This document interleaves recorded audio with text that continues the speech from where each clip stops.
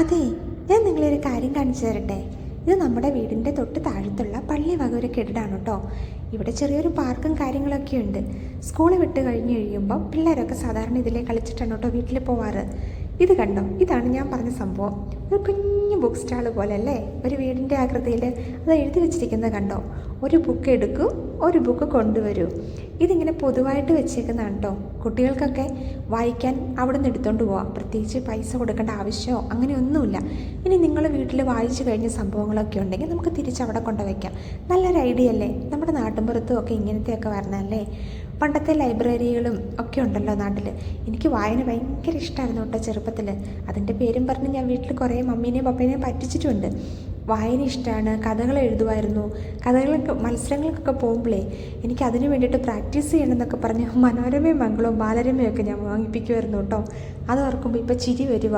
ആ ശീലങ്ങളൊക്കെ ഇപ്പോൾ എവിടെയാണെന്ന് പോലും അറിയത്തില്ല. വായിച്ചിട്ട് എന്തെങ്കിലും ഒന്ന് വായിച്ചിട്ട് എത്ര വർഷങ്ങളായെന്ന് പോലും അറിയത്തില്ല. ഇത് കണ്ടോ എൻ്റെ കുട്ടി ഷെഫിനെ. ഞാനേ ഈ വർഷമാട്ടോ ഇവനെ ഗ്യാസ് കത്തിക്കാനൊക്കെ പഠിപ്പിച്ചത്. ഇവൻ 2-3 ദിവസമായിട്ട് എന്താ ഉണ്ടാക്കണം എന്ന് എന്നോട് പറയുന്നുണ്ടായിരുന്നു. വെറുതെ ഇറച്ചി കളയണ്ടല്ലോ എന്നോർത്ത് ഞാൻ ഇന്ന് ഇറച്ചി എടുത്തു കഴിഞ്ഞപ്പോൾ 2 കുഞ്ഞ് കഷ്ണം കൊടുത്തേ. പക്ഷെ ആൾ നല്ല ഇൻട്രസ്റ്റ് ആയിട്ട് ഉണ്ടാക്കി. KFC ചിക്കനാന്നൊക്കെ പറഞ്ഞ് എന്തൊക്കെയോ ഉണ്ടാക്കി കേട്ടോ. ക്രെഡിറ്റ് മുഴുവൻ പുള്ളിക്ക് തന്നെ ഇരിക്കണം. അതിന് വേണ്ടിയിട്ടാന്ന് തോന്നുന്നു എന്നെ കൂടെ ഒരു ഹെൽപ്പും ചോദിച്ചില്ല കേട്ടോ. ഇത് കണ്ടപ്പോൾ ഞാൻ വെറുതെ ഒരു വീഡിയോ എടുത്തതേ ഉള്ളൂ. ഇത് ഇത്രയും സെറ്റപ്പായിട്ട് ഉണ്ടാക്കുമെന്ന് അറിയുമായിരുന്നെങ്കിൽ 2 കഷ്ണം ഇറച്ചിയും കൂടെ കൊടുക്കാമായിരുന്നു. കാരണം അവസാനം ഉണ്ടാക്കി കഴിഞ്ഞപ്പം ചേട്ടനും അനിയനും തികഞ്ഞില്ല, അടിയായിരുന്നു.